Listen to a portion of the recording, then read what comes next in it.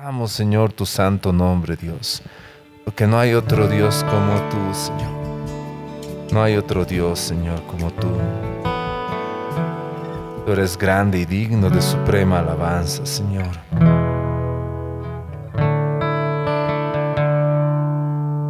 Y cada día tu nombre bendeciré y moraré en tu gloria y esplendor. Y en tus maravillas meditaré, y de tu gran poder proclamaré, y de tu salvación diré, y de tus bondades, porque eres más grande de lo que imagino y más hermoso, Dios, de lo que he pensado. Oh, tú eres grande y digno de alabar. Y las generaciones te cantarán, tu misericordia alabarán. Cantaremos juntos el Salvador, que vino y del pecado nos libró. Tú llenas nuestras vidas, por siempre te alabaremos, porque eres más grande de lo que imagino y más hermoso, Dios, de lo que he pensado. Oh, tú eres grande y digno de alabar, porque eres más grande de lo que imagino y más hermoso, Dios, de lo que he pensado, porque eres más grande de lo que imagino y más hermoso, Dios, de lo que he pensado. Oh, tú eres grande y digno de alabar. Oh, tú eres grande y digno de alabar. Oh, tú eres grande y digno de alabar.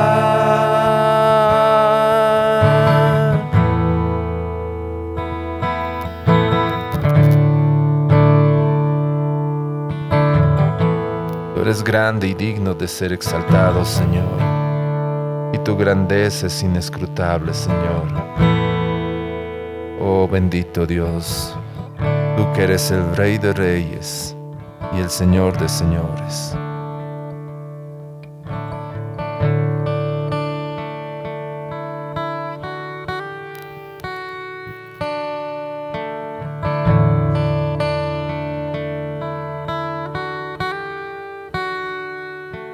Y en la oscuridad estaba toda la humanidad, hasta que desde los cielos nos viniste a rescatar. A través de una virgen elegiste tu nacer, y del trono descendiste a un pesebre siendo rey.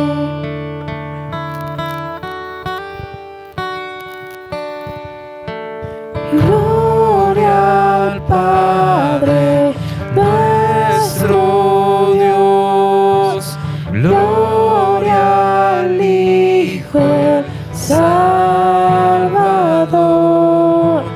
gloria al Santo Espíritu,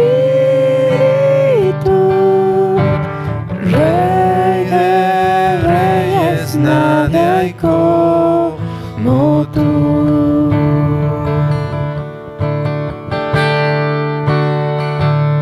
Y para revelar tu reino y alcanzar al pecador.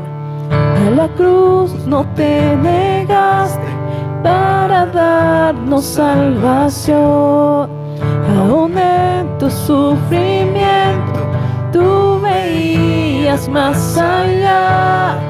No pensaste en el precio, te entregaste en mi lugar.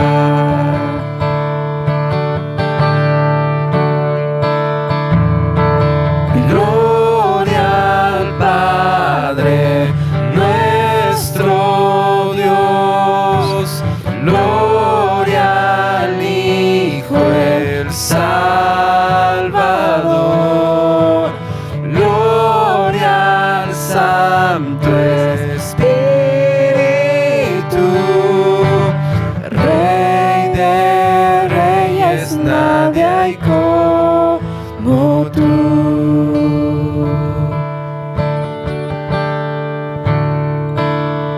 Y al tercer amanecer, todo el cielo resonó, pues la muerte para siempre el Cordero conquistó.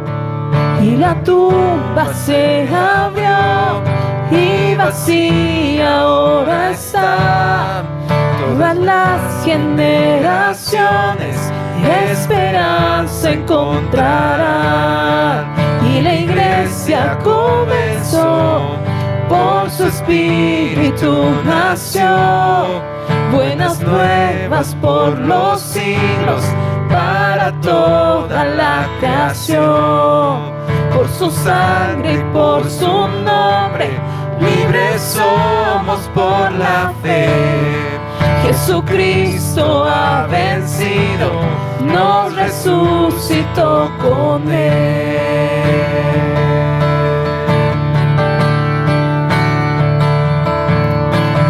Gloria al Padre, nuestro Dios. Gloria al Hijo, el Salvador.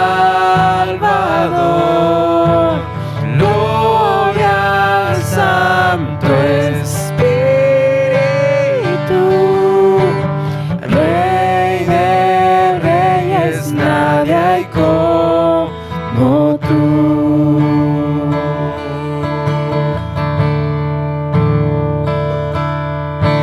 Y gloria al Padre, nuestro Dios.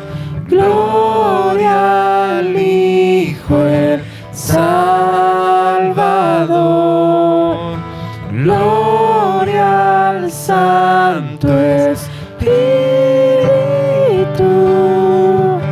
Rey de reyes, nadie hay como tú. Rey de reyes, nadie hay como tú.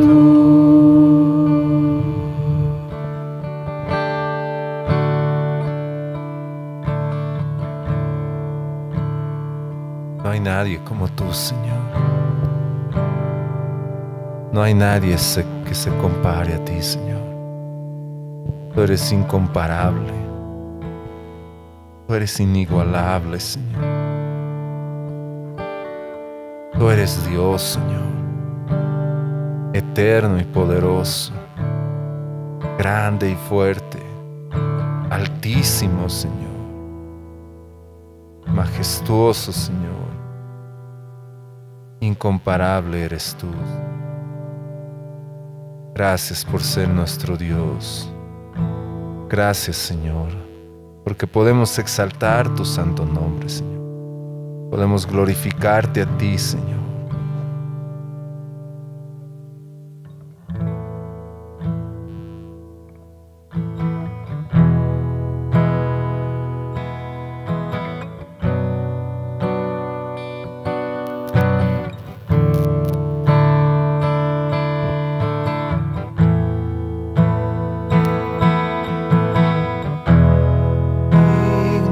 Es el Cordero Santo santo, santo es Él. Y levantamos nuestra alabanza al que en el trono está. Digno, digno es el Cordero Santo, santo, santo es Él. Y levantamos nuestra alabanza al que en el trono está.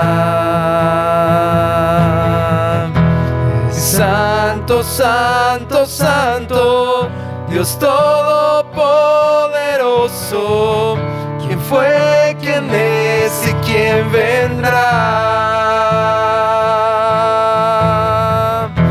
La creación hoy canta y damos gloria a Él.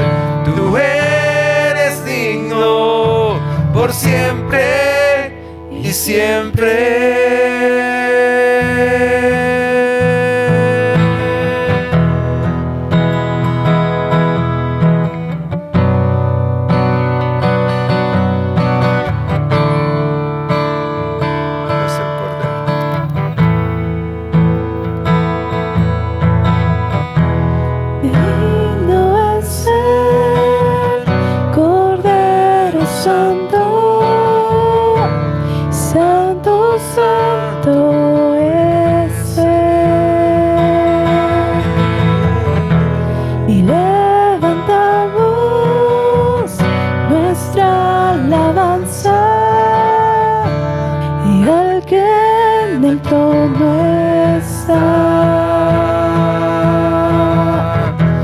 Santo, santo, santo, Dios Todopoderoso, ¿quién fue, quién es y quién vendrá?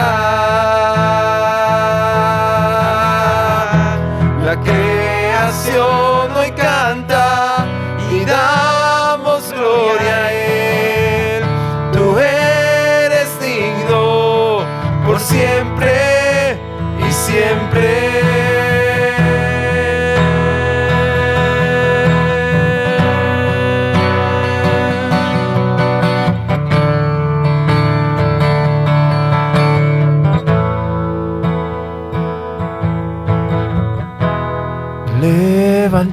Levantamos nuestra alabanza al que en el trono está.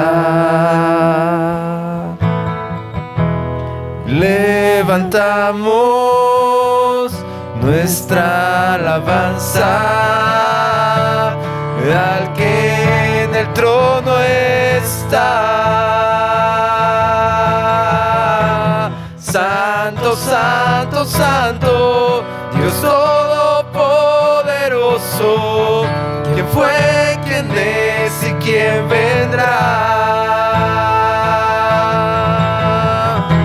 La creación hoy canta y damos gloria a Él. Tú eres digno por siempre y siempre. Santo, santo, santo, Dios Todopoderoso, ¿quién fue, quién es y quién vendrá? La creación hoy canta y damos gloria a Él. Tú eres digno por siempre y siempre.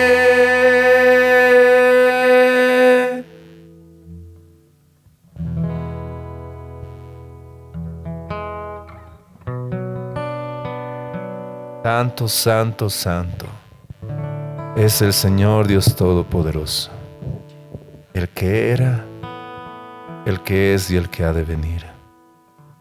Tú eres santo, Señor. Solo tú, Señor. Gracias por darnos el privilegio de poder estar aquí juntos cantando esto, Señor, estas verdades, sabiendo y reconociendo que un día vamos a cantar ellos, Señor, junto a todos aquellos que han creído en ti, Señor. Y vamos a estar juntos por la eternidad diciendo: Santo, Santo, Santo. Gracias, Dios. Gracias, Señor. Señor, también queremos agradecerte, Señor, porque podemos alabarte y adorarte escuchando tu palabra, Señor. Te rogamos y te agradecemos, Señor, que tú abras nuestro entendimiento, Señor. Que tú abras nuestras mentes a tu palabra, Señor. Gracias, Señor. Gracias por la vida de Gabriel. Te pedimos, Señor, que seas tú hablándonos en este tiempo, Señor, a través de él, Dios. En tu nombre, Señor Jesús. Amén. Amén. Bien, hermanos, antes de tomar asiento, vean quién está cerca de ustedes. Pueden acercarse, saludarle, darle un abrazo.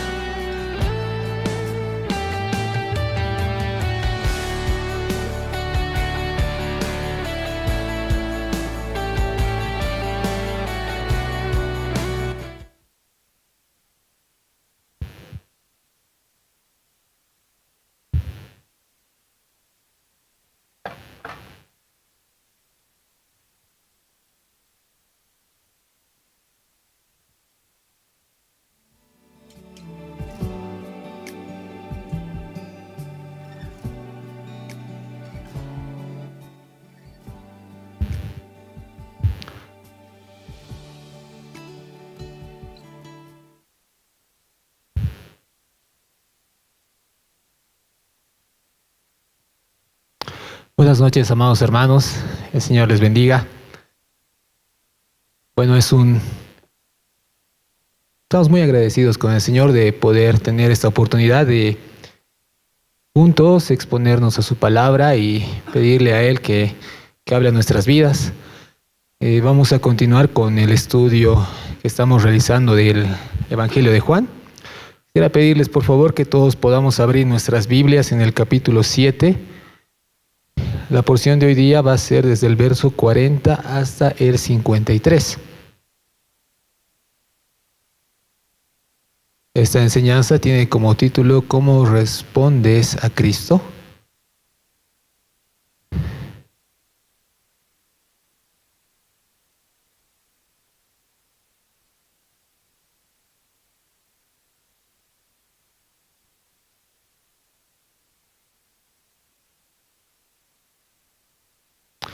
Y bueno, antes de iniciar, quería comentarles lo siguiente. En algún momento tuve la oportunidad de ver un sketch cómico, un número cómico donde Bueno, el artista que estaba compartiendo en esa ocasión decía, y él se imaginaba, él no era cristiano obviamente, ¿no? Pero se imaginaba y decía, ¿saben qué me da miedo? Decía, llegar un día al cielo y haberme equivocado de religión. Llegar un día al cielo y ahí darme cuenta que no había sido ser católico, no había sido ser mormón o testigo de Jehová, había sido ser cristiano, o errarle a la religión, ¿no? Y parece gracioso, pero hay tanto en juego en esa pregunta.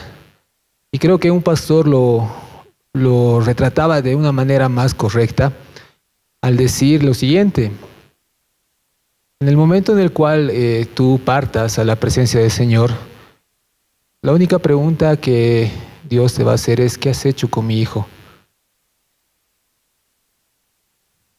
Y creo que estos versos nos van a retratar de una manera tan preciosa como hay varias respuestas a quién es el Señor. Y bueno, quisiera que lo podamos leer desde el verso 37 en adelante para tener un poquito más de contexto. Yo lo tengo en la versión NBLA y les ruego, hermanos, que ustedes me puedan seguir en la versión que tengan a disposición en sus manos. Dice así, desde el verso 37 en adelante. En el último día, el gran día de la fiesta, Jesús, puesto en pie, exclamó en alta voz: si alguien tiene sed, que venga a mí y beba. El que cree en mí, como ha dicho la Escritura, de lo más profundo de su ser brotarán ríos de agua viva. Pero él decía esto del Espíritu, que los que habían creído en él habían de recibir, porque el Espíritu no había sido todavía dado, pues Jesús aún no había sido glorificado. Entonces algunos de la multitud, cuando oyeron estas palabras, decían: verdaderamente este es el profeta. Otros decían: este es el Cristo. Pero otros decían: ¿acaso el Cristo ha de venir de Galilea? ¿No ha dicho la Escritura que el Cristo viene de la descendencia de David y de Belén, la aldea de donde era David? Así que surgió una división entre la multitud por causa de él. Y algunos de ellos querían prender a Jesús, pero nadie le echó mano. Entonces los guardias vinieron a los principales sacerdotes y fariseos, y estos les dijeron, ¿por qué no lo trajeron? Los guardias respondieron: jamás hombre alguno ha hablado como este hombre habla. Entonces los fariseos le contestaron: ¿es que también ustedes se han dejado engañar? ¿Acaso ha creído en él alguien de los gobernantes o de los fariseos? Pero esta multitud que no conoce de la ley, maldita es. Nicodemo, el que había venido a Jesús antes y que era uno de ellos, les dijo: ¿acaso juzga nuestra ley a un hombre a menos que le oiga primero y sepa lo que hace? Ellos respondieron: ¿es que tú también eres de Galilea? Investiga y verás que ningún profeta sale de Galilea. Y cada uno se fue a su casa. Como les mencionaba en un inicio, quizás la pregunta que el Señor haga a todo aquel que parta de este mundo sea: ¿qué has hecho con mi hijo? Y para tener algo más claro en eso, tal vez otra pregunta que podamos hacernos es: ¿qué hemos hecho con la palabra de Dios? ¿Y realmente hemos creído lo que la palabra de Dios dice acerca de Cristo? ¿O simplemente ha sido algo que hemos ignorado? Y bueno, quiero darles un poquito de contexto porque nos va a ayudar bastante en la exposición de estos versos. Primero, recordarles, hermanos, el propósito que tiene este libro. Y el propio libro de Juan lo dice. En Juan 20, del 30 al 31, explica claramente con qué propósito ha sido escrito el Evangelio de Juan. Dice: hizo además Jesús muchas otras señales en presencia de sus discípulos, las cuales no están escritas en este libro, pero estas se han escrito para que creáis que Jesús es el Cristo, el Hijo de Dios, y para que creyendo tengáis vida en su nombre. Entonces, lo que hace este libro es primero presentar una defensa intelectual y espiritual de Cristo como Dios y como hijo de Dios. ¿Ya? Lo que está haciendo el Evangelio de Juan al presentarnos todos estos relatos es defender de manera intelectual y espiritual que Cristo es Dios. Nos está mostrando que nuestro Señor Jesús realmente es divino. Es el único Dios vivo y verdadero. Entonces, lo que estos versos nos muestran primero es ¿qué deberíamos creer? Y como dicen los versos, estas cosas se han escrito para que creáis. Cuando dice estas cosas, está hablando de señales milagrosas que Juan ha registrado para darnos una razón para creer. ¿Ya? En el libro de Juan se registran 7 señales milagrosas, de las cuales hasta el capítulo 7 ya se han visto 5. Entonces nos da las razones por las cuales creer. Y es bien bonito que utilice la palabra creer, porque no utiliza la palabra fe en este libro, sino utiliza la palabra creer. ¿Y por qué usa la palabra creer? Porque creer implica que la persona que está creyendo responda a lo que está creyendo. O sea, va a generar algo en la persona que realmente ha creído. ¿Entienden? No es un creer vacío, simplemente en texto o en palabra. Es un creer que transforma la vida del que ha creído. Entonces, nos van a dar 7 razones, los señales y milagros y todos los relatos del Señor. En segundo lugar, vamos a ver por qué deberíamos creer en estas cosas. Y en ese texto lo dice, pero estas cosas se han escrito para que creáis. Esas señales milagrosas nos dan una razón para creer. ¿Está bien? Eso es el por qué deberíamos creer. Y finalmente, ¿cuál es el resultado de creer en esto? Es que tengamos vida en su nombre. Básicamente se está jugando la eternidad de una persona al leer este libro. Cualquier persona que se exponga al Evangelio de Juan va a responder de una u otra forma. O bien va a creer en Cristo como el Hijo de Dios, o lo va a rechazar y va a creer en Jesús como algo más. Y si ustedes recordarán, creo que muchos no tienen problema en reconocer a Jesús como un maestro, como un sabio, incluso tal vez como algún profeta muy importante de su época. Pero ¿dónde está la principal división en las personas? Es cuando Él ha mencionado que Él era Dios, Él era el Hijo de Dios. Ahí es cuando todo se quiebra y separa un grupo de otro, de aquellos que realmente han creído en Él, de los que no lo han creído. Y para darles tal vez un poquito más de contexto, en el Evangelio de Juan, en el capítulo 1, vemos una bella introducción afirmando que Jesús es Dios. Más adelante, del capítulo 1 hasta el capítulo 12, nos va a mostrar el ministerio público de nuestro Señor Jesús, y es en lo que estamos ahora. Nos está relatando los hechos que han sucedido mientras Él ministraba de manera pública. Más adelante, del verso 12, nos va a mostrar que llega un quiebre en todo ese ministerio, porque Él empieza a hablar y decir, mi hora ha llegado. Del capítulo 12 en adelante, ya empieza una enseñanza más privada del Señor, solamente con sus discípulos. Y del verso 18 al 20 nos va a mostrar su muerte, su pasión y su resurrección. Y finalmente, en el capítulo 21, vamos a ver cuál es el epílogo y lo que les he leído, el propósito de este libro. Cosas bonitas que tiene el libro de Juan es que más del 90% de lo que está escrito en este libro es un material exclusivo. No está ni relatado en Mateo, Marcos y Lucas. Solamente, un 90% de este texto acá, en el Evangelio de Juan, es exclusivo de Juan. ¿Ya? Entonces, es algo que nos anima bastante a estudiarlo y a entenderlo. Ahora, para tener un poquito más de contexto, en el verso 37 de la porción que el día de hoy estamos viendo, nos menciona primero el escenario, ¿ya? Y vamos a empezar a ver y a desmenuzar todo lo que está ocurriendo en estos versos, ¿ya? Y lo primero que quiero que veamos es en qué momento está sucediendo esto, en qué lugar y los personajes que intervienen en esta porción. Entonces, vamos con el verso 37, que dice, en el último día, el gran día de la fiesta, Jesús puesto en pie, exclamó en alta voz, Si alguien tiene sed, que venga a mí y beba. ¿De qué fiesta se está hablando en esta porción? Es de la fiesta de los tabernáculos, ¿ya? Y si ustedes tal vez tienen cierta... si nos comparamos y tenemos ciertas cosas en común, tal vez para ustedes y para mí debe ser difícil entender todas las fiestas que había en la cultura judía y en el Antiguo Testamento. Pero a manera de tenerlo presente, voy a hacer un pequeño resumen de las fiestas que había. Son 7, ¿ya? Entonces, la primera es la Pascua.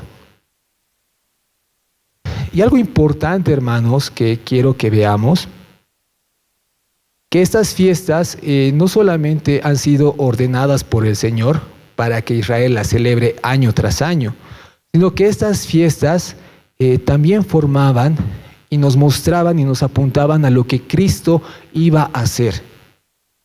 Cada una de esas fiestas apunta a Cristo y a lo que Él había venido a hacer en el momento que Él se iba a encarnar e iba a llevar a cumplir su propósito en esta tierra.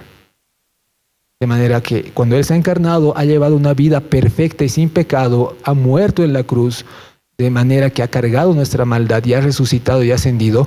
Entonces estas fiestas muestran o son un anticipo de lo que Jesús iba a hacer. Por ejemplo, la Pascua.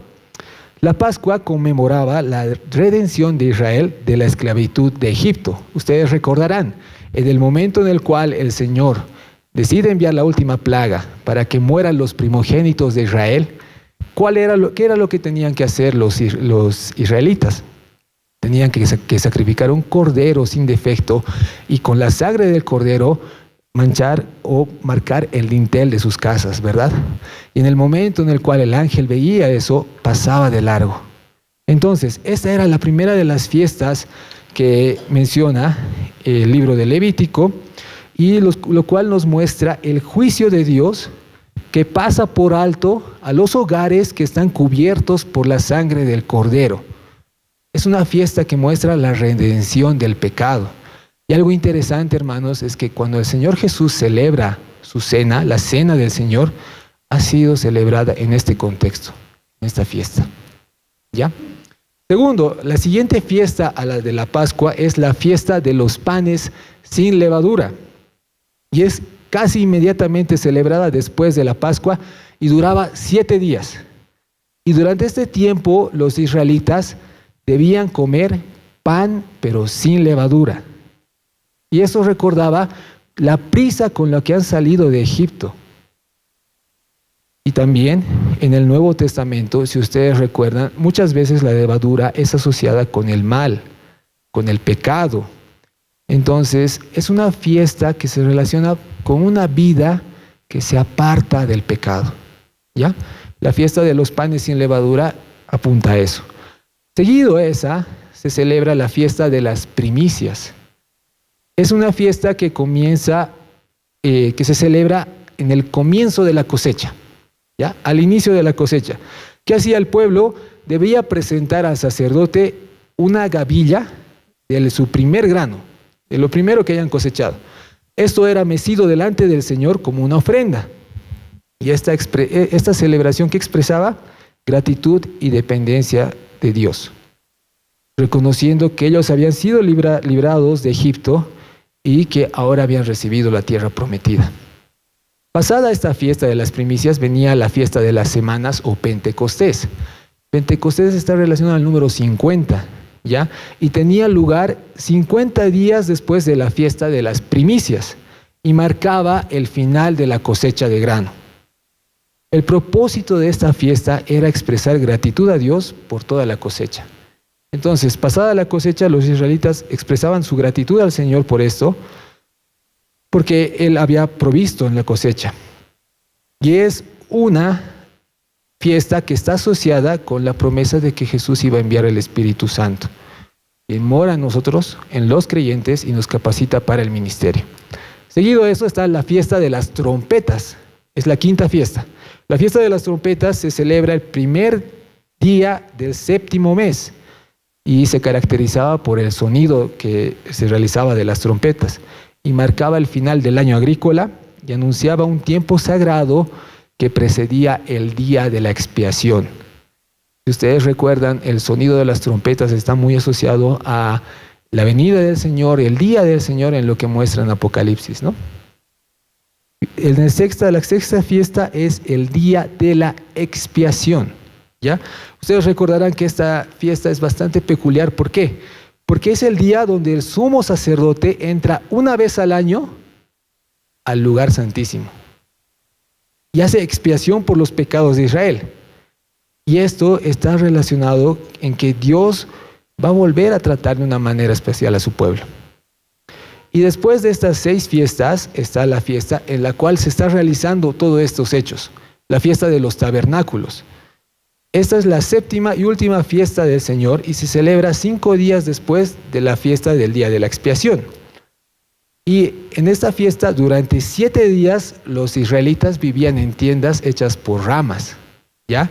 Y recordaban toda la peregrinación que ellos habían realizado antes de entrar a la tierra de Canaán. Y esta fiesta representa la provisión de Dios y apunta a algo muy importante, que un día Dios morará con su pueblo. Y aquí empieza estos versos, dice, en el último día, o sea, el último día de la fiesta de los tabernáculos, que era bastante importante, nuestro Señor Jesús se pone de pie y exclama en alta voz, si alguien tiene sed, que venga a mí y beba. El que cree en mí, como ha dicho la Escritura, de lo más profundo de su ser brotarán ríos de agua viva. Pero él decía esto del Espíritu que los que habían creído en él habían de recibir. Porque el Espíritu no había sido dado todavía, pues Jesús aún no había sido glorificado.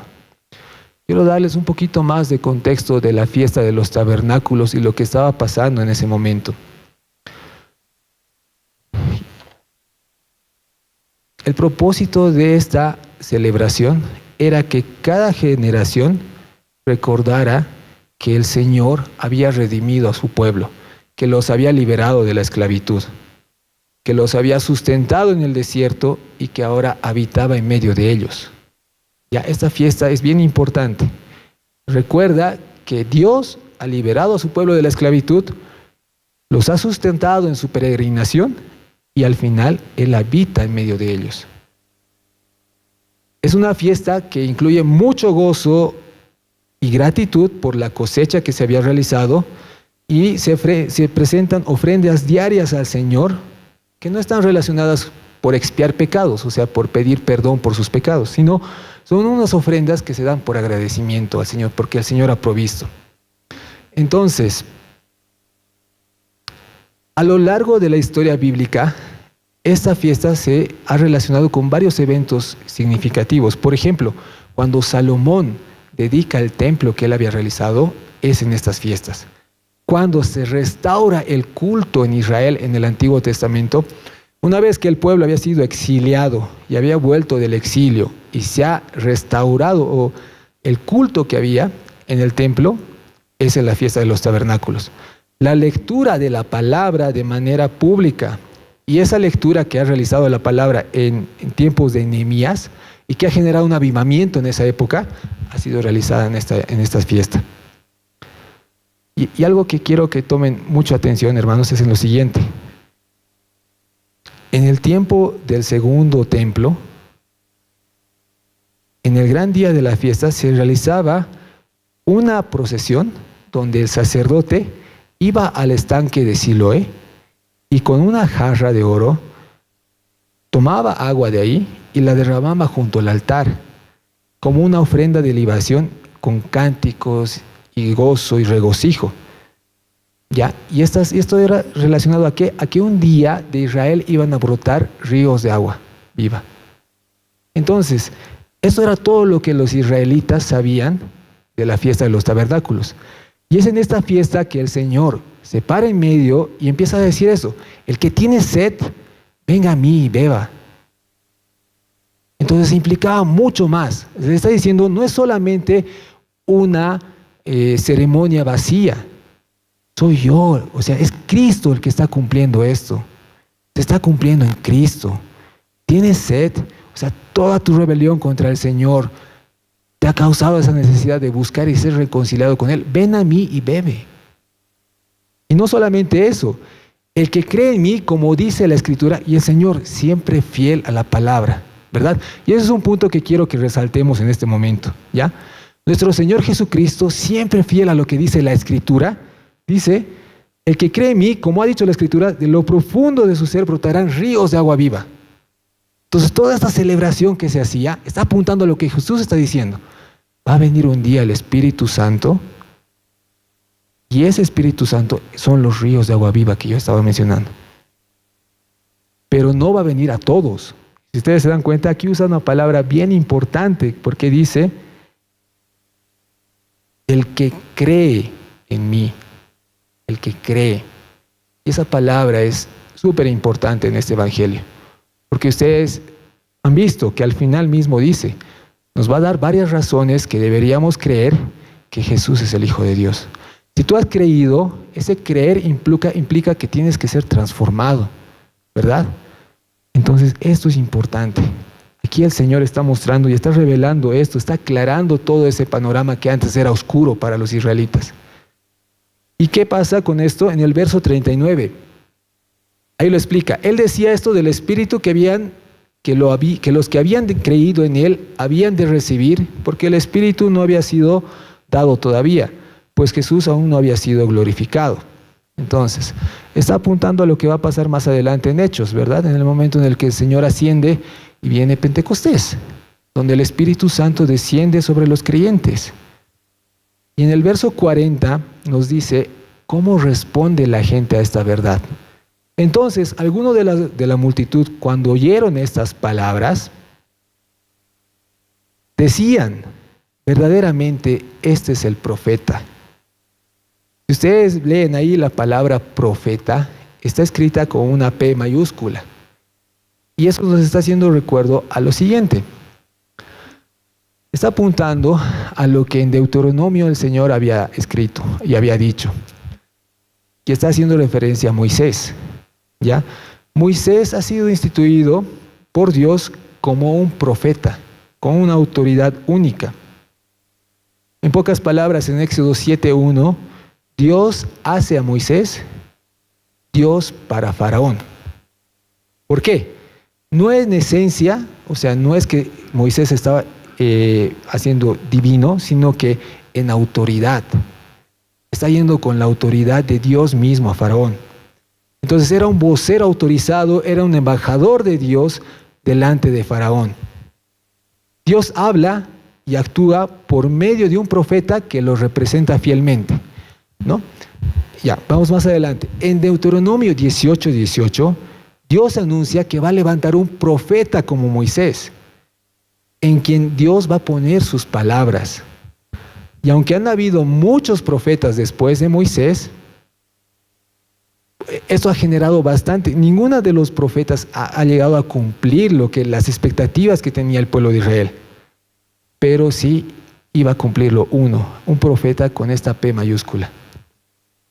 Otra cosa, en el Evangelio de Juan se ven que las personas distinguen esta palabra profeta. En versos anteriores hace mención a un profeta con P minúscula y justo acá hace mención a un profeta con P mayúscula.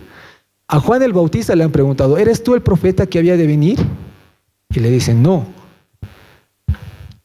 Pero más adelante en Juan 6:14, una multitud declara que Jesús era el profeta que había de venir al mundo. Ahora vamos a tener un poquito más de contexto. Lo que hacía Jesús apunta directamente a lo que hacía Moisés.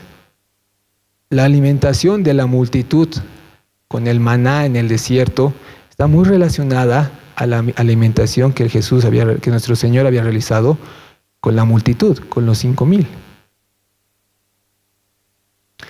Entonces, también, este profeta está apuntando a Jesús de la siguiente forma. Moisés representaba a Dios. Jesús es Dios hecho hombre. ¿Se dan cuenta la diferencia? Si bien Moisés apuntaba o representaba a Dios, Jesús es Dios mismo. Siguiente, Moisés era un profeta para el pueblo. Pero aquí Jesús es el profeta final y definitivo. Entonces, hay un grupo de personas que reconocen que Jesús es el profeta. Más adelante, el siguiente grupo de personas dice, otros decían que este es el Cristo, ¿verdad? Entonces, había otro grupo de personas que decía, no, este Jesús es realmente el Mesías que tenía que venir. Este es realmente aquel sucesor de David que iba a venir a liberar a su pueblo de toda la opresión que estaba recibiendo. Y bueno, nuestro Señor Jesús, como Cristo, tenía 3 cosas que hacer. La primera, exponer la incomprensión y la desobediencia. Ustedes han visto, nuestro Señor Jesús iba en contra de los fariseos, iba en contra de la hipocresía religiosa de su época. La segunda cosa que hacía es que, como Cristo, Él tenía que ser un sacrificio para la salvación de los pecadores. Y la tercera cosa que el Señor Jesús hacía como Cristo es la siguiente, que iba a venir a glorificar a su Padre. Entonces, nuestro Señor Jesús como Cristo hace 3 cosas. 1, confronta la hipocresía religiosa. 2, Él es un sacrificio por los pecados para que sean salvados los pecadores. Y 3, glorifica al Padre. Entonces hay otro grupo de personas que dice, este es el Cristo. Y otro grupo decía, ¿acaso el Cristo ha de venir de Galilea? Verso 42 dice, ¿no ha dicho la Escritura que el Cristo viene de la descendencia de David y de Belén, la aldea de donde era David? Ellos están acudiendo a la palabra, a la Escritura en el Antiguo Testamento que menciona justamente esto, que el Cristo había de venir de la descendencia de David y de Belén. Ahí está mostrando que ellos no sabían quién era Jesús, no sabían que Él había nacido en Belén, no sabía que Él mismo tenía la descendencia desde David, como lo refleja el Evangelio de Mateo o el Evangelio de Lucas. Entonces aquí hay bastante ignorancia dentro de las personas porque decían, Él viene de Galilea. Más adelante, verso 43, aquí, así que surgió una división entre la multitud por causa de Él. Lo que les decía, hermanos, nuestro Señor Jesucristo siempre va a causar esa división entre aquellos que realmente creen lo que dice la Escritura de Cristo, entre aquellos que no hacen eso. Y algunos querían prender a Jesús, pero nadie le echó mano. Vamos a ver más personajes. Entonces los guardias vinieron a los principales sacerdotes y fariseos, y estos les dijeron, ¿por qué no lo trajeron? Y los guardias respondieron, jamás hombre alguno ha hablado como este hombre habla. Incluso los propios guardias, que no eran judíos, ellos mismos reconocen que hay algo diferente en este hombre, ¿no? O sea, ellos no reconocen la divinidad, no reconocen que es Jesús, no reconocen que es el Cristo. Simplemente es un hombre que nunca nadie ha hablado como él. No sé si eso les suena bastante a muchas personas que ustedes tienen en su familia o entre personas que conocen. Cuando les hablas de Jesús, si tú les presentas a Jesús como un maestro, como un sabio, ellos lo pueden aceptar, pero cuando tú les dices, Él es Dios, ahí es donde ellos chocan. No llegan a aceptar o reconocer que Él realmente es Dios. Pueden llegar a reconocerlo como alguien que tenía mucha sabiduría y lo comparan con otros sabios de otras culturas, por ejemplo Confucio, por ejemplo Buda y demás. Con eso no tienen problema las personas. Cuando mencionas que Jesús es Dios, ahí es cuando ellos chocan. Porque si saben que Jesús es Dios, todo lo que Él ha dicho en su palabra es verdad. Y tendrían que sujetarse a lo que está escrito en su palabra, pero ellos no quieren. El hombre, todo ser por naturaleza, desde que ha sido concebido, tiene esa rebelión natural contra Dios. Muertos en delitos y pecados es lo que dice Efesios, ¿verdad? Esa rebelión natural contra el Señor, hasta que el Señor obra y trae nueva vida, como hemos visto en Juan, en el capítulo 3, cuando el Señor habla con Nicodemo. Tienes que volver a nacer, le dice. Hasta que el Señor no haga esa obra en nosotros vamos a seguir ciegos y las personas van a seguir de esa forma ciegas. A Jesús lo van a ver, sí, es un hombre que es muy sabio, pero no van a poder ir más allá. Y los fariseos en el verso 47 dicen lo siguiente: los fariseos le contestaron, ¿es que también ustedes se han dejado engañar? Miren cuánta es el celo que ellos tenían, que aquí implícitamente le están diciendo que Jesús es un engañador, es un mentiroso. O sea, están viendo al Hijo de Dios encarnado y ellos les están diciendo es un mentiroso. Tal vez una forma de verlo eso actualmente es ver cómo las personas reaccionan a la Biblia. Y yo he visto en mi propia vida y en la de muchos hermanos que algunas veces han ido con la palabra de Dios a sus seres queridos, han ido con la palabra de Dios con las personas que conocían, y ha habido momentos en los cuales les han tirado la Biblia en la cara. Porque no llegan a entender ni a soportar lo que dicen acá. Es puro engaño, es pura mentira. Y aquí los fariseos retratan muy bien eso con sus actitudes. ¿Se han dejado engañar? ¿Acaso han creído en él alguien de los gobernantes o de los fariseos? ¿Se dan cuenta que para los fariseos en este momento la máxima autoridad que tenían ya no eran las escrituras? Ahora eran ellos y los gobernantes. Porque aquí está diciendo, ¿ha creído en él alguien de los gobernantes o fariseos? Y después en el verso 49 dice, esta multitud que no conoce la ley, maldita es. Entonces rechazan totalmente incluso las propias escrituras. ¿Ya?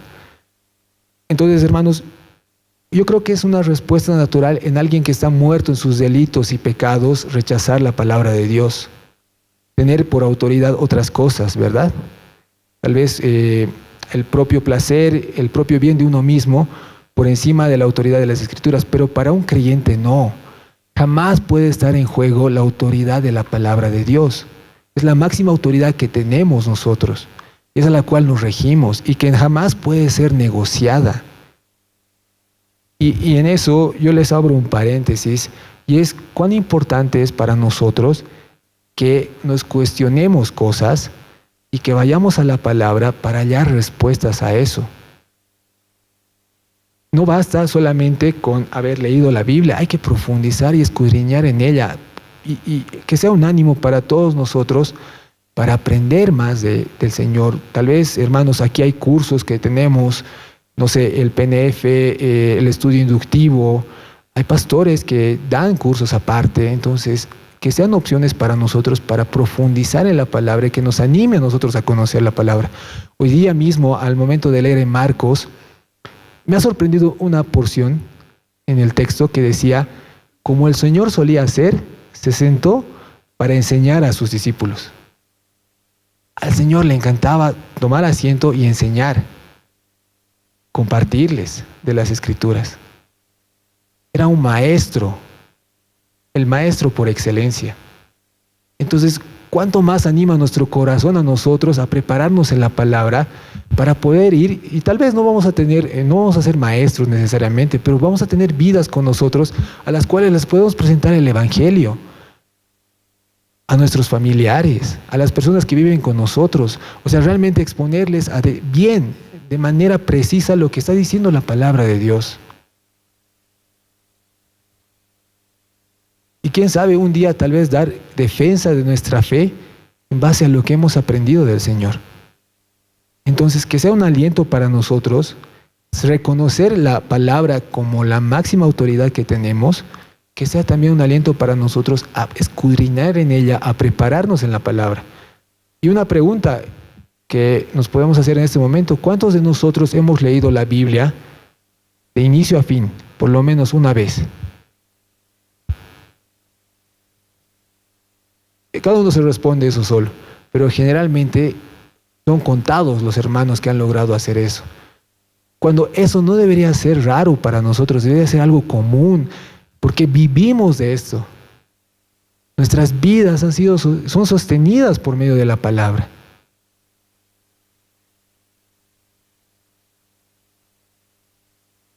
Tal vez sería bueno preguntarnos cuántas veces hemos visto una serie o algunas películas. ¿Y cuántas veces nosotros hemos leído la palabra de Dios? Hay historias de pastores de los 1800 y demás que realmente han leído la palabra más de 100, 200 o 300 veces.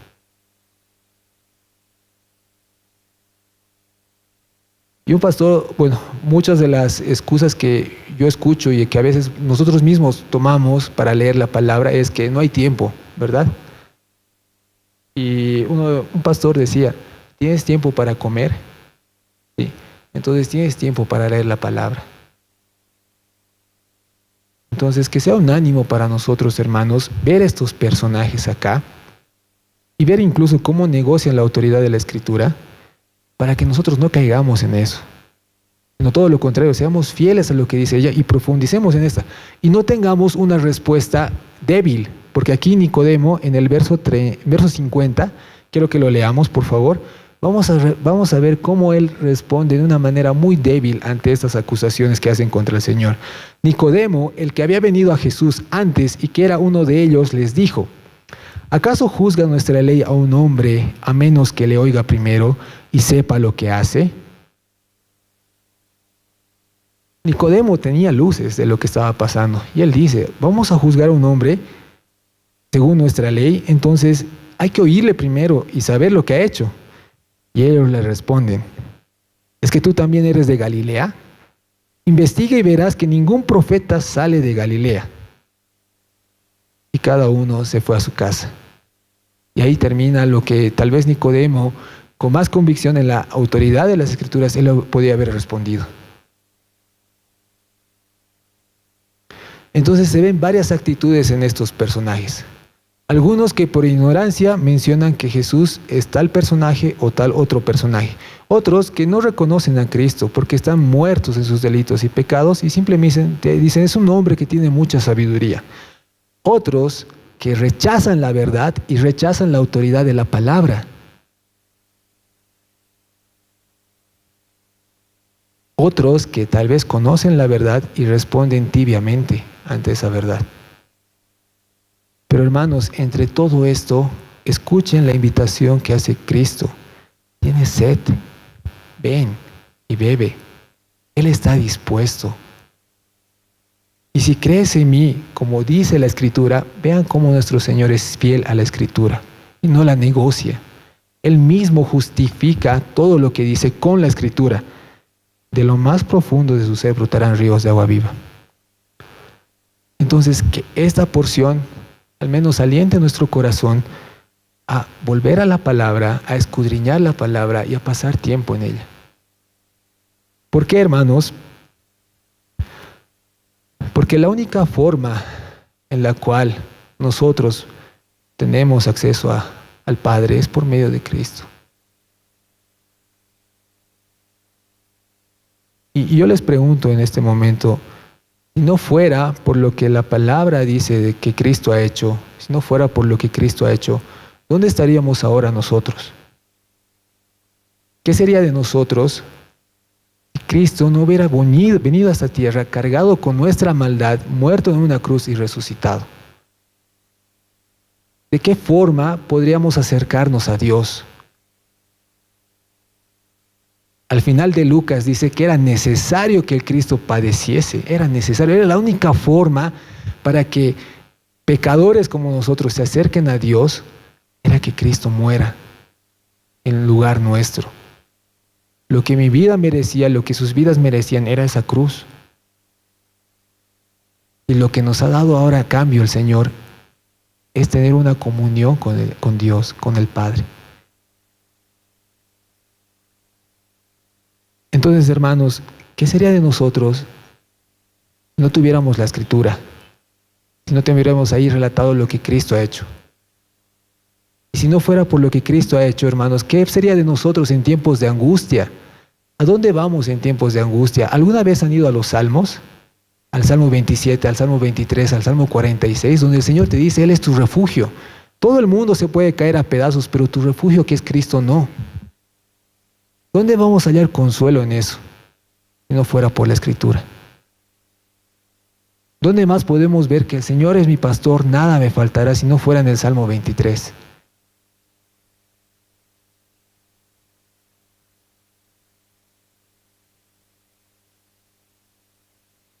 Entonces, que esto sea un ánimo para nosotros, de ser fieles a la palabra, pero también de conocer al autor de la palabra, que es nuestro Señor. y recordar que gracias a Él tenemos acceso a Dios, a nuestro Padre. Amén. Oraremos, hermanos. Señor, te damos gracias en esta noche por tu palabra, por tu misericordia y por el regalo que nos das de haber recibido esta invitación de tu Hijo, Señor. El que tiene sed, que venga a mí y beba. ¿A quién iríamos, Señor, sino solamente a ti? Y gracias, Padre, porque gracias a lo que tu Hijo ha hecho, ahora de nosotros brotan ríos de agua viva. Es tu Espíritu Santo, eres tú mismo en nosotros, Señor. Y en esta fiesta de los tabernáculos, Señor, como tú nos mostrabas, se celebraba eso, que tú ibas a estar en medio de tu pueblo. Y hoy, Señor, esto es verdad, gracias a lo que Cristo ha hecho. Tú en medio de tu pueblo, Señor, y un pueblo que te conoce, que ama tu palabra y que vive por ti y para ti. Ayúdanos, Señor, cada día a conocerte más y vivir para tu gloria. Solamente por los méritos de tu Hijo. Y en su nombre oramos. Amén. Amén, hermanos, que el Señor los bendiga.